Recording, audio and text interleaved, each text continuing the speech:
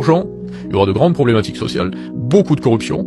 Ça rappelle l'Afrique, tout ça. On est en train de dériver lentement vers une espèce de version molle de l'Union soviétique. Et on aura la même fin, la faillite. Là maintenant, tout va mal partout. Cette fin de l'abondance, cette fin de l'insouciance, cette fin des évidences montre que c'est au fond une grande bascule que nous vivons. De plus en plus préoccupant, la France, en somme, n'est plus un grand pays. Nous Français, on n'a pas vu cette espèce de détachement, de désamour ou de désinfluence qu'on avait en Afrique. Le général de Gaulle estime que la France a besoin plus que jamais de son empire afin de récupérer son statut de grande puissance. L'importance stratégique des colonies est beaucoup trop grande pour y renoncer. Avec cette importance stratégique pour la France, que représente l'Afrique, qui était notre débouché naturel pendant tant d'années. Maintenant, le franc CFA va être défait.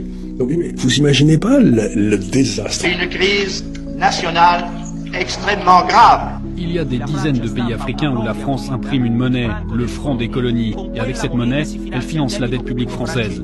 Si la France n'avait pas les colonies africaines, parce que c'est ainsi qu'il faut les appeler, elle serait la 15e puissance économique mondiale. Cette Afrique qui se développe et cette France qui est en train d'en partir, comment se fait-il qu'on en parte et qu'on soit remplacé au moment où ils sont en train de se développer et de prendre une puissance très importante pour le futur? Il faut recréer les conditions de la richesse. Moi, j'ai bien quelques solutions, évidemment, sur cette réindustrialisation. Et la première des solutions, c'est l'énergie. L'analyse faite par les oppositions est grotesque, quoi. Ouais.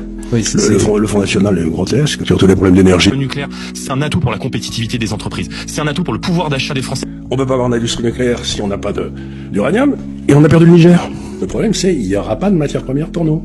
Point barre.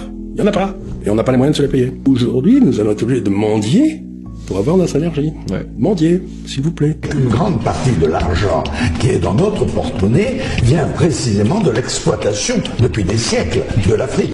Donc on a devant nous, on le sait, une chute du niveau de vie considérable. On peut pas en être autrement.